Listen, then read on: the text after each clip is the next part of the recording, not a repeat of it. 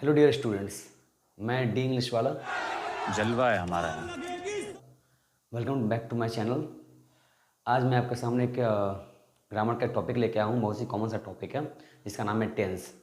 No doubt कि आपने भी बहुत बार टेंस को पढ़ रखा होगा, लेकिन आज हम जिस तरीके से टेंस को पढ़ने वाले हैं, आज ये कुछ नया और कुछ यूनिक मिलेगा आपको। आज अभी मजा आएगा ना भिड़ो। वीडियो में लास्ट तक बने रहिएगा, स्किप नहीं करना है, वीडियो को लास्ट तक देखना है।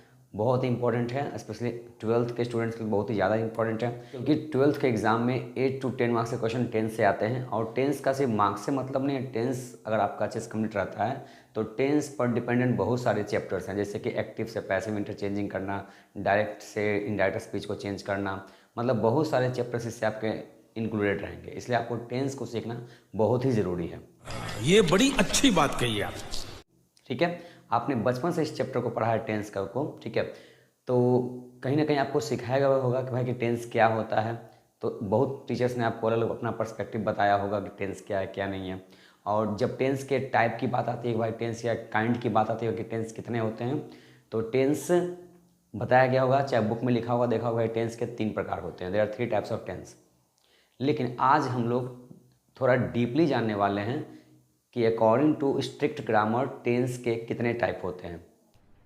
अरे कहना क्या चाहते हो? ठीक है, आपने अभी तक टेंस के 3 टाइप पढ़ा होगा, बट आज आपको पता चलने वाला है इस वीडियो में कि टेंस के 2 टाइप होते हैं।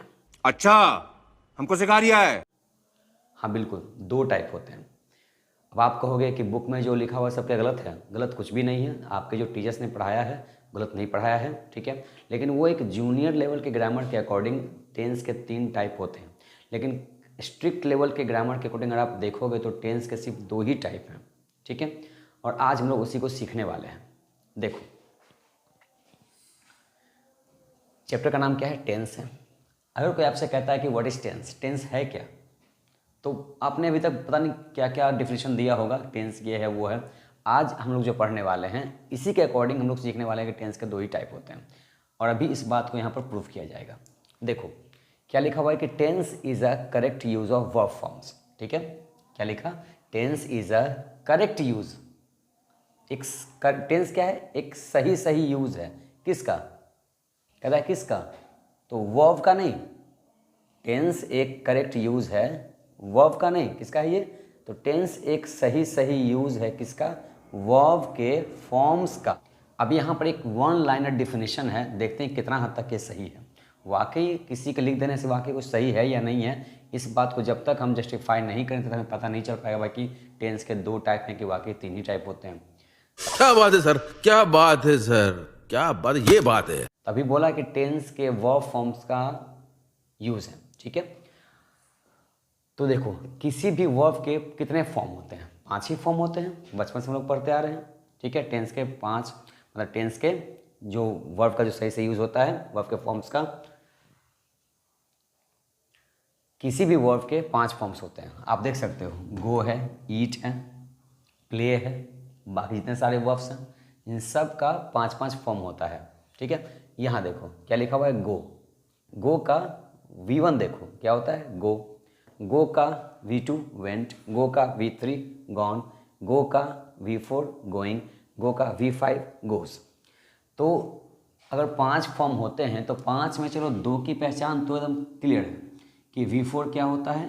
V4 में क्या होता है कि हम वर्ब प्लस ing यूज़ कर लेते हैं, ये हमारा बन गया V4। और V5 में कॉमन सा चीज़ क्या होता है कि उसी वर्ब में आप S या ES लगा देते हो तो वो V5 बन जाता है। तो V4 V5 फॉर्म तो याद करने की आपको ज़रूरत नहीं पड़ती है, लेकिन कहीं ना कहीं V1 V2 और V3 ये याद करना पड़ता है, ठीक है। कुछ लोग ये भी कहते हैं कि V2 और V3 में ED लगा दोगे तो V2 V3 बन जाता है वर्ब में। ऐसा कुछ नहीं है, ठीक है। ये सब वर्ड्स हैं, इनको याद ही करना पड़ता है। ये बड़ी अच्छी बात कही आप। अब आपका यहाँ क्वेश्चन यहाँ पर राइज होता है कि आप तो बोल रहे हो कि गो वर्ब है, फिर इसी गो का V1 भी गो है, तो फ़र्क क्या है V1 में और वर्ब में? यहाँ भी वही बात है, ईट का V1 ईट होता है। फिर आप कहोगे क्या कि सिंग, सिंग का V1 भी सिंग होता है। तो क्या फ़र्क हो रहा है कि वर्ब में और V1 में क्या फ़र्क है? दोनों तो सेम ही दिख रहे हैं, तो बात को इतना घुमा फिरा क्यों बोल रहे हो? मैं बात को घुमा फिरा के नहीं बोल रहा हूँ, मैं जो बस लिखा हुआ है मैं आपको बता रहा हूँ, ठीक है। जैसे मान लो सिंह है, इसका V1 हो क्या होगा सिंह, ठीक है। अभी सिंह का V2 क्या होगा, तो सिंह का V2 होता है सैंग, ठीक है। आपने बुक में देखा होगा, लिखा हुआ ये। V3 क्या होता है, संग होता है। तो फिर क्या हो जाएगा इसका V4, तो सिंह में ING लगा देंगे, हो जाएगा सिंगिंग।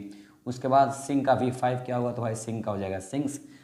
तो सब में तो कॉमन सा चीज़ हो रहा है, V4 में ING लगता है, V5 में SES लग जा रहा है, ठीक है। अब बात यहाँ पर कि चलो V1 V2 V3 तो याद कर लेंगे, अभी तक फ़र्क पता नहीं चला कि V1 में और इस वर्ब में क्या फ़र्क है, क्या डिफरेंस आखिर है।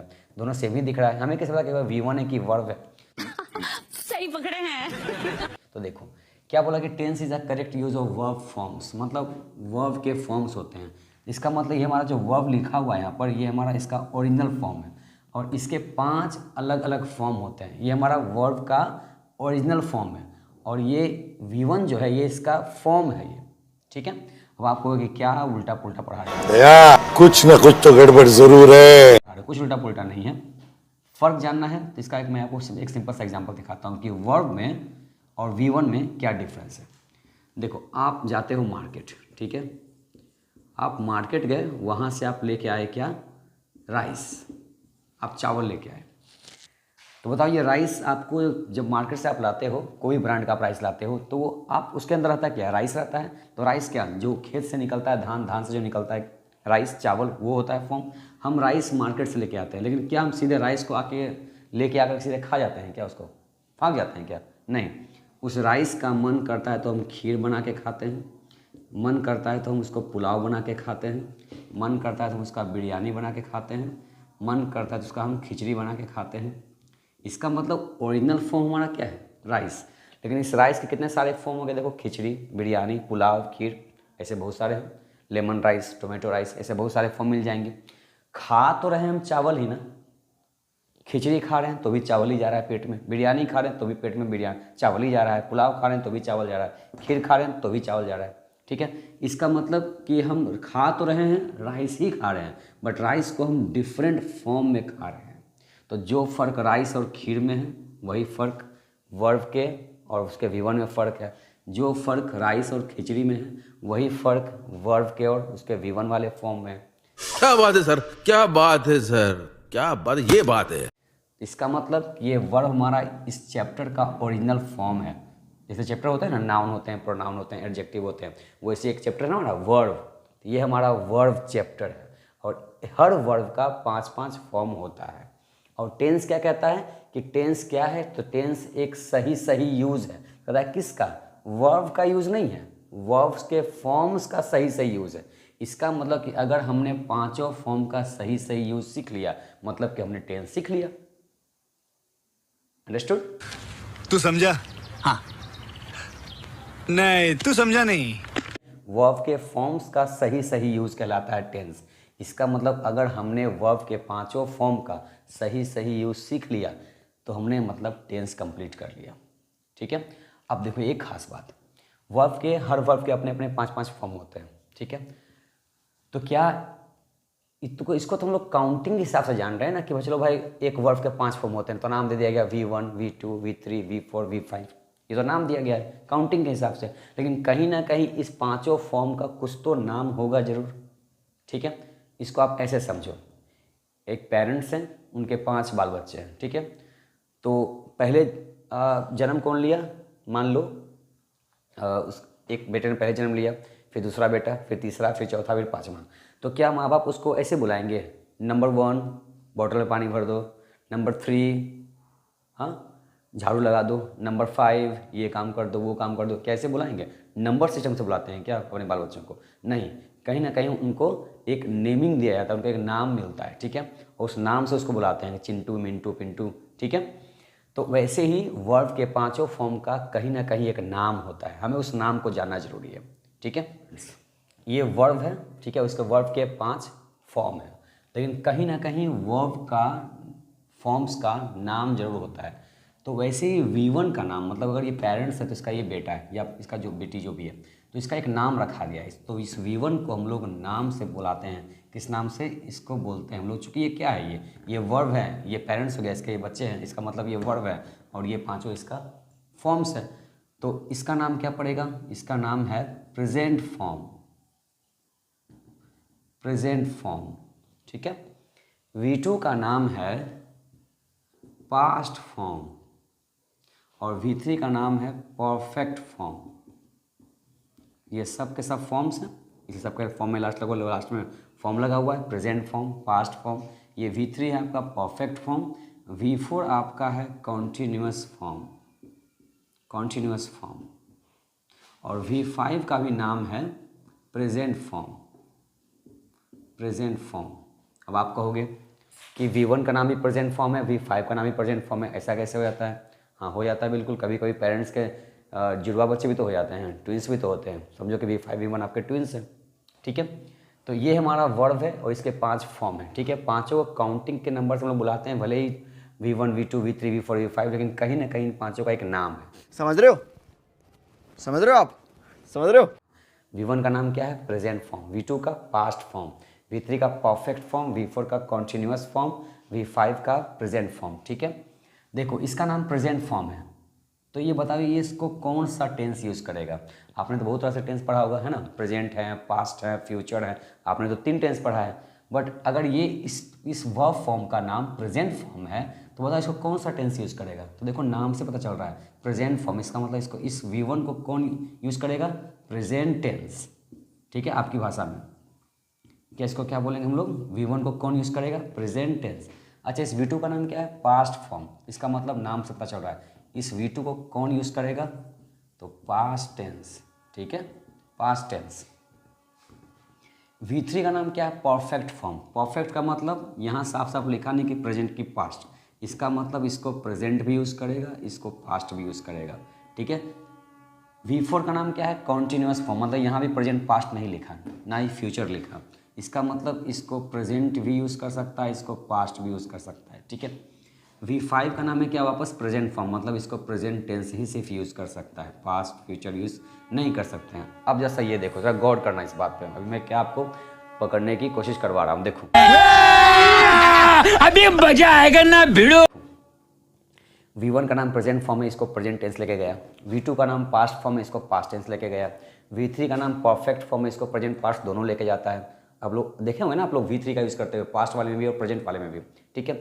V4 का नाम देखो क्या है? कॉन्टिन्यूअस फॉर्म, मतलब ING वाला जो यूज़ होता है, हम लोग प्रेजेंट भी यूज़ करते हैं, हम लोग पास्ट भी यूज़ करते हैं, मतलब आई एम गोइंग तो आई वॉज गोइंग। V5 का नाम है प्रेजेंट फॉर्म, मतलब इसको यूज़ करेगा कौन? Present tense. वैसे आपने देखा होगा ही गोज, शी गोज, ये सब कौन से सेंटेंस में आते हैं? तो ये सब प्रेजेंट इंडेफिनिट टेंस में आते हैं, ठीक है, मतलब प्रेजेंट टेंस में आते हैं। तो देखो कहीं ना कहीं क्या है? Present past, present past, present past, वापस प्रेजेंट। अब आप ये बताओ कहीं पर भी फ्यूचर वर्ड लिखा हुआ है क्या? इनमें से कोई भी एक में नहीं लिखा हुआ है। तो वापस अपने आते हैं डिफिनीशन पे कि अब वापस डिफिनीशन हमारा सही है कि नहीं है। क्या बोला? टेंस इज अ, टेंस क्या है? टेंस एक करेक्ट यूज़ है। कहता है किसका? तो कहता है कि वर्ब नहीं, वर्ब के फॉर्म्स का सही से यूज़ है। और हमारे पास वर्ब के कितने फॉर्म्स हैं? 5 ही हैं, और 5 का नामकरण हो चुका है पहले ही, ठीक है। अब जब 5 का नामकरण हो चुका है तो कहीं पर भी फ्यूचर वर्ड तो लिखा हुआ नहीं दिखाई दिया, तो हम कह सकते हैं ना कि टेंस के सिर्फ 2 ही टाइप हैं, या तो प्रेजेंट है या तो पास्ट है, ठीक है।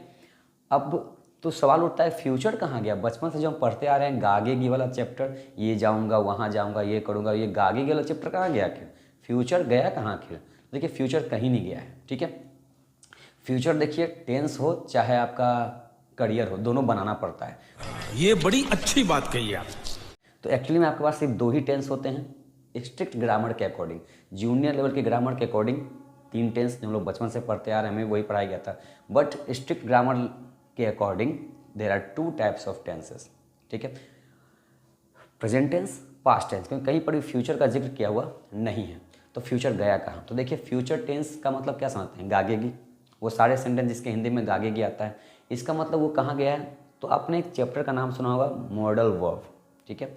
तो मॉडल वर्ब में क्या दिखता है? कितने सारे मॉडल दिखते हैं? Can, could, may, might, shall, will, should, would, need, dare, use to, ought to, must, इतने सारे दिखते हैं। उनमें से आपने कॉमन सा 2 आपने भी नोटिस किया होगा, शैल और विल। देखो शैल विल जब भी आप सेंटेंस बनाते हो गागेगी वाले बचपन से बनाते आ रहे हो, तो क्या उसमें आप शैल विल लगाते कि नहीं लगाते हो? लगाते हो ना। तो शैल विल का देखो यूज़ कहाँ पे हमको आके मिला? टेंस में नहीं मिला, कहाँ पर आके मिला हमको? मॉडल वर्ब में। इसका मतलब कि फ्यूचर जो हमारा टेंस है वो टेंस नहीं है, फ्यूचर का सेंटेंस, सब जितना भी सेंटेंस होता है वो सब आके मॉडल वर्ब में हमको मिलेगा। इसका मतलब मॉडल चैप्टर सीखने के बाद हम फ्यूचर सेंटेंस हम बना लेते हैं। अब बात रही वापस टेंस की, तो टेंस का साफ साफ बोल चुका है। टेंस करेक्ट यूज़ है किसका? तो वर्ब के फॉर्म्स का, और वर्ब के 5 ही फॉर्म्स होते हैं, 5 का नामकरण हो चुका है और 5 को टेंस लेके चला गया। कहीं पर भी फ्यूचर लिखा हुआ नहीं है, तो हम कह सकते हैं कि यह हमारा प्रेजेंट टेंस है और पास्ट टेंस है। 2 टेंस हैं, मतलब इसके सिर्फ 2 ही टाइप्स हैं। ठीक है, आगे हम जानने वाले हैं कि करके अब चूँकि हमको सिर्फ 2 ही टेंस सीखना है, प्रेजेंट और पास्ट, और आपको तो ये पता है कि जो भी टेंस होते हैं उसके 4 सब टाइप्स होते हैं। अगर प्रेजेंट टेंस है तो प्रेजेंट का present indefinite, present continuous, present perfect continuous tense. फिर वैसे ही पास्ट का भी चलता है, पास्ट इंडेफिनिट या सिंपल पास्ट उसको आप कह सकते हैं।